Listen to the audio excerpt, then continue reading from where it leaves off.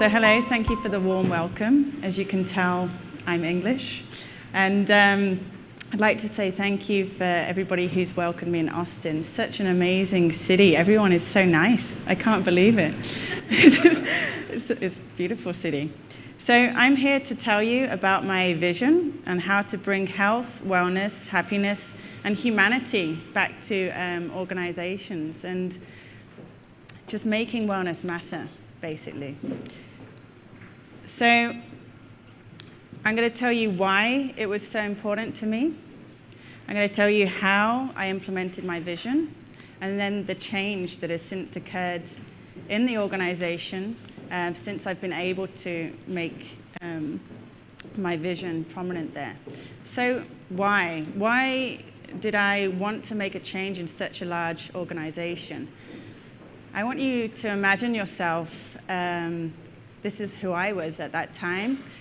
Imagine yourself as an assistant to the international sales team of one of the largest food companies in the world. And you go to the office, you see almost every day the same thing. People come in super early, they grab their coffee, just about enough time to say, hello, good morning. And then instead of having lunch, you just grab your lunch and take it to your desk, working at your desk while eating. Nothing mindful about that. You're just thinking about work, not what you're doing, not what you're promoting within yourself. And then on top of that, you go home. You just about say hi to your loved ones, hi to your family, and you just eat, and then you probably go back to work again and go to sleep. And this is actually something Mel probably experienced before. And that's probably what she was speaking about. So that was my environment that I was in. And it was something that I just didn't agree with. At the same time, I started to study yoga. And this included nutrition and a more balanced way to look at your health and wellness in your life. And seeing all this around me, I thought, how could I implement some kind of change or at least help people in this environment to understand the importance of me time? So this is why I wanted to make a change. How? As you can see in the picture, there's plenty of walls. There's plenty of walls. If you've got an idea, you have to think, okay, how do I do that? How on earth do I do that? So my thought process, if you see a wall, try to see the beauty within it. And finding the beauty within the wall will give you the strength to move forward. So there I was, an assistant, thinking, how can I make a change to this large company or even just my team? So with my yoga skills, I just started asking people, do you want a yoga class? I'll teach it for free. So we found a room in the office. We cleared the office space, rolled out the yoga mats, and I was teaching yoga there twice a week. And something you get taught in yoga as well is pranayama, which is the science of breath, which is more easily accessible to people. So basically, I then created 4 seminars about how to breathe. Sounds kind of crazy, but to be honest with you, if you imagine yourself when you're all worked up, you get very short of breath. So if you reverse that, then it has the same relaxing connotation to the brain. So you're teaching your brain how to feel with the breath. So I started with these 2 things like yoga and breathing, and I saw the response it had. People were like waiting for me to teach yoga. If I was off sick, they would say, I missed that hour of me time. And for me, it just really showed the importance of me time. So then I started thinking, I think more people need to do this. I think there's more things that maybe I can share with the nutrition, the things I do for myself to keep myself balanced. So I started researching, what do other companies do? And I started implementing more. And so for me, it was really important to have the response from others to drive me forward. So I surrounded myself with positive people who wanted to help me. And so then I thought about, sorry, we're still on how. Then I thought about, okay, so how can I make this bigger? And then I started doing more things. Like, I've seen here you guys have a lot of bike rides, community bike rides. Is this right? It's quite a big thing here. So I would create communities within my workplace. So what we would do is all go together and actually do a company triathlon, which meant one person would do the swimming, one person would do the running, one person would do the biking, and then together we made it. So for me, the how is really about getting people around you and making sure that you form a community which also builds up in you. And then I thought, okay, I'm an assistant and I'm doing all this thing, like organizing a company triathlon, teaching yoga twice a week, teaching these breathing sessions. I've kind of got 2 jobs. So how can I make an even bigger change that's going to impact the entire organization, not just those surrounding me? That was a pretty big wall, really. That's probably why it took 3 years, actually.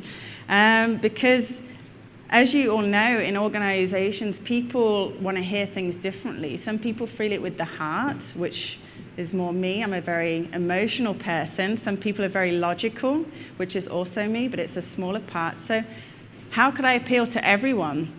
And so I started developing a plan. After every event that I did, such as the triathlon, such as the yoga, I would start to ask questionnaires to the employees. So how does it feel to you to have someone offering you me time at work? How does it feel to you after you've come out of the triathlon, you've done it all together, and you go back to work and you tell your colleagues, we just did this at the weekend, a triathlon together. How does it make you feel? And so I started compiling these results after 2 or 3 years, and it started creating the ROI, which people needed to hear in order to make it real and make it tangible. And the ROI I measured it against was actually the return on investment was increased productivity and decreased absenteeism.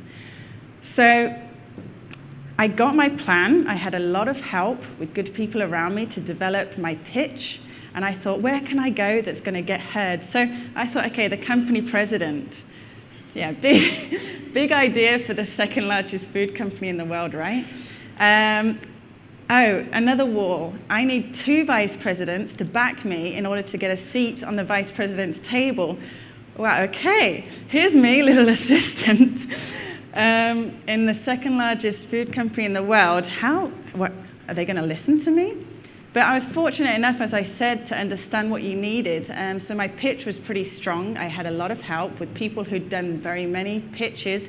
So I spoke to 2 vice presidents who believed in what I had to say. They understood and saw that this needed to be said in the workplace. A change needed to occur. So I went with the backing of my 2 vice president friends and sat on the table for the company president, and I pitched my idea. I said, I need what head count, I need this amount of budget, and you will see this change in the company. Amongst other things, of course. But it was a very strong pitch about how it would increase productivity, decrease absenteeism, increase happiness at work, increase health and wellness at work, educate employees on how to have a better lifestyle. It was this whole 360 degrees program. And well, I got the job, and I'm here today. So now I'm going to tell you, thank you. Quite a journey, a lot of walls. I didn't tell you all of them, but just see the beauty within them, really. That's the key. So change. This is a picture that I took, changing place, changing time, changing thoughts, changing the future. Because you're the only person, as you hear before me, the speakers, you're the only person who can make the change, right? And I'll tell you about the change that happened in the workplace that I was fortunate enough to have the opportunity to give, because I don't believe health and wellness should just be food education. It shouldn't just be about doing your sports or having a sense of community at work. It should also be something that encourages creativity and encourages fun. I mean, you know, who doesn't like to have fun, you know? And especially if you have it at the workplace, it's great. So my program, as I said before, was a 360 way of looking at it. And I'll give you a few examples. So I invited a nutritionist to come and speak in the company. So she would do various amount of things. She would give a seminar like I am today on basic things like fat, diet, healthy fat, what you should be eating, what is a natural diet. And she'd also give hands-on cookery sessions. So one that we've got coming up for the winter is how to make a nice, hearty, healthy soup, which anyone who's educated in nutrition knows this is a staple and Mother Earth of anything. If you're feeling ill, it's the best thing to have a nice, warm soup, right?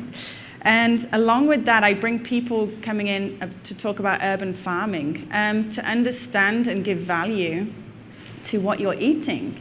I mean, I don't know how many of you have grown a pea, like in a pod. It's very difficult and takes a long time. So it really tells you and helps you understand the value of what you're eating, the process of love that goes into it.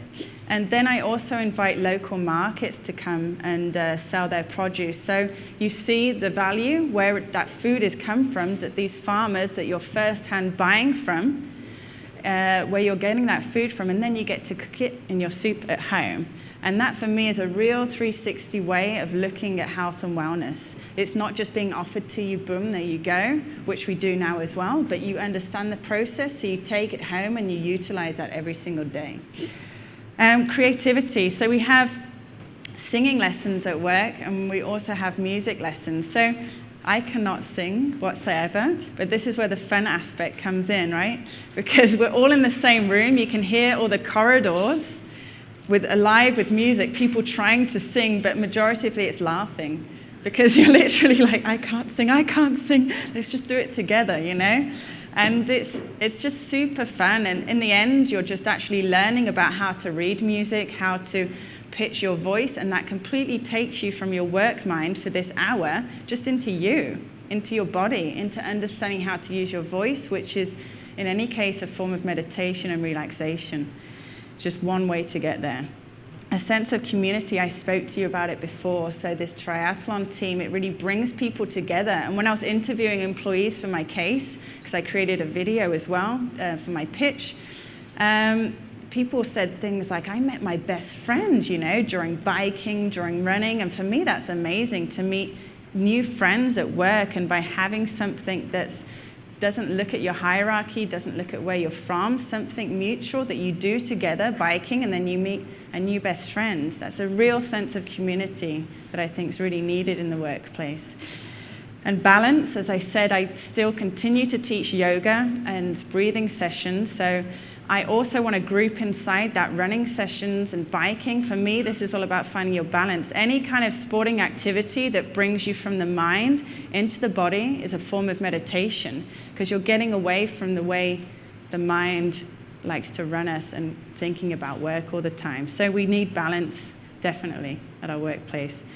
And then one aspect that I built within the company was giving back. We give back on a global scale as a company, but for me, giving back to your own community is extremely important, because I spend a lot of my time at work. I want to be somewhere that gives me the opportunity, from my fortunate state, to be able to give back. So I developed Switzerland, where I currently work, is actually quite a rich country, so it's difficult to find people who need money in this sense. So I chose to work with nature. And I'll give you an example. We work with the Berg World Project. So I wanted to initiate people, instead of having a team meeting in a hotel, the usual kind of stuff, to go to the Swiss Alps for 2 days and help the biodiversity in the forests, because we have avalanches, right? And if these avalanches fell all the trees, then the village below it is in danger of getting snow on it and worse.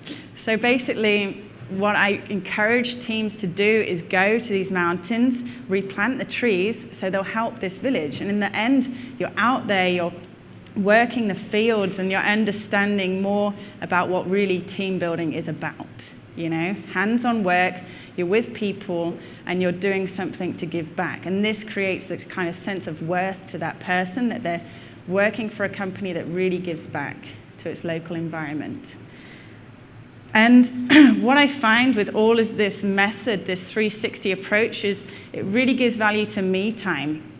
we very rarely give value to us, you know. I'm sure those of you who have a family, it's always the kids first. Maybe those of you who are married, it's always the partner first. And if you don't look after yourself, how can you look after those around you? How can you take care of your colleagues? So that was for me really when I first started teaching yoga, what I saw back, people giving value to themselves, just this hour, how valuable it was. And I was so thankful to be able to give that to them and just make them aware of it. So I've told you why I did it, how I did it, and the change that has since occurred.